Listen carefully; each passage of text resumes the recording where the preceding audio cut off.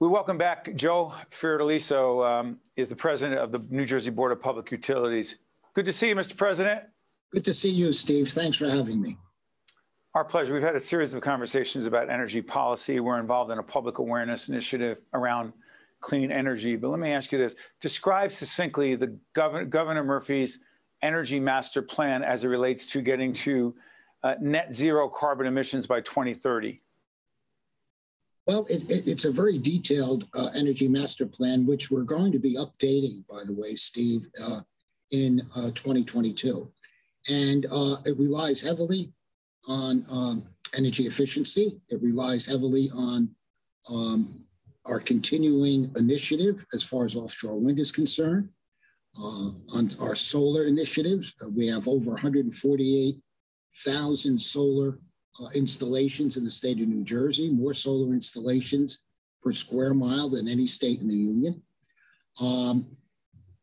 We have included in the solar our community solar program, which is focused on underserved communities to provide environmental justice and so on. Every New Jerseyan should have an opportunity to participate in the energy revolution that we're currently in. Mr. President, help me understand this. The New Jersey wind port, succinctly, what is it down in Salem County and why does it matter? Well, it matters for a number of reasons. Number one, it's going to be a manufacturing center. Manufacturing is coming back to New Jersey rather than exiting New Jersey because of this. Number two, the economic enhancement that it's going to bring not only to South Jersey, but to New Jersey generally. And the thousands of jobs that it's going to provide for people here in the state of New Jersey. Steve, New Jersey geographically is positioned so well to be the supply chain for the entire East Coast offshore wind industry. And that is our primary, one of the number of primary goals. I don't know if you can have more than one primary goal, but there's a lot of them here. And that's one of the goals, is to make us the supply chain for the offshore wind industry. Joe, why do you say that the climate change situation is a, quote, code red situation? Because it is. As you know, and you're referring to the United Nations International Panel report calling it a code red. And they're talking about a code red, Steve, not only not for the next 100 years that it's going to happen, but for this decade. We are seeing changes in our environment, in our weather patterns that we have never seen before. And if we're going to leave any legacy for my grandchildren, for your children, for your grandchildren, and subsequent generations, it's got to be how we tried to mitigate the effects of climate change. The mitigation of climate change is the number one challenge internationally that we have. We have to preserve this planet. And if we continue on the track that we're currently on, we're not going to preserve this planet. And it's going to change the way we live. It's going to change the way we eat. It's going to change our economic standing. It's going to change our entire life. So we have an obligation, and I would suggest to you that we have a moral obligation to future generations. But, you know, Joe, devil's advocate, we've had people on who have said, listen, philosophically, we agree with the governor's energy master plan. We understand we need to fight against climate change and deal with it directly. But the pace is too quick. The cost is too great. It costs too much to do what you and the governor are talking about, and you're moving too quickly. And we're going to wind up not meeting the deadlines that have been set and short of the energy we need, you say. I say... Because you've heard all this before, and it's going to continue to be said. Yes, yeah. I say the cost of doing nothing is not an option. Not an option. We have to save this planet. And I'm not talking hyperbole here. Number one, we have to save this planet. And I will I hear from groups on both sides of that equation, Steve, those who say we're moving too fast and those who say we're not moving fast enough. We try to be, and I think we are, prudent in our approach, always have the ratepayer in mind, because it's you and I as ratepayers that are paying for this.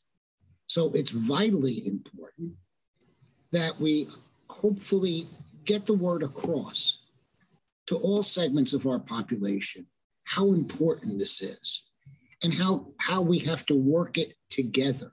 That's why I'm sorry for interrupting, Joe, but will consumer energy costs go up in order to implement the governor's energy master plan? Eventually, they may well go up. However, let me give you this statistic. As these industries mature, the cost is going to come down. How so? Solar, as an example. Competition, that's how so. Solar, as an example. I can build a solar installation today for half the cost of what it was in 2007. Competition, developers coming in, the free market determining the cost to a large extent. Same thing's going to happen with offshore wind. With wind. Energy efficiency. The cheapest energy is the energy you don't use. Energy efficiency is a cornerstone of our initiative. We want people to save energy. And there are ways we can do that.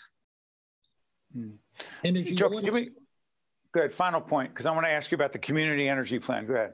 Sure. No, we want to do energy audits of your home, see where we can save that energy efficiency appliances, et cetera. So there are ways we can save energy where the cost doesn't go up. Hey, Joe, give me 30 seconds on the community energy plan. What is it? The community solar energy plan is generally geared toward our urban areas. And people can literally buy into it. A developer comes in, constructs a solar array, and people can buy into it to get their energy. And it allows and gives people an opportunity to be a part of the energy revolution that we're currently in and save some money along the way. And it deals with issues of inequities around social justice and energy policy, et cetera. Joe Fiordaliso is the president of the New Jersey Board of Public Utilities. Mr. President, I want to thank you so much for joining us. We appreciate it. Steve, thank you again for having me. I'm Steve Adubato. Thank you so much. That's the president. I'm Steve Adubato. We'll be right back. Right now, 6 feet can feel like a long ways away. But from 6 feet, we can still smile at each other. From our doorways and our stairways, from opposite sides of the street and opposite sides of the country. Through fear and frustrations, we can remind each other that we are still here for each other. Because we can still smile at each other, and we're not going anywhere. Also brought to you by Wells Fargo, Fedway Associates, Inc., MD Advantage Insurance Company, Englewood Health, the New Jersey Economic Development Authority, Delta Dental of New Jersey. Everyone deserves a healthy smile. Choose New Jersey, the Robert Wood Johnson Foundation, and by New Jersey Institute of Technology. NJIT makes industry-ready professionals in all STEM fields.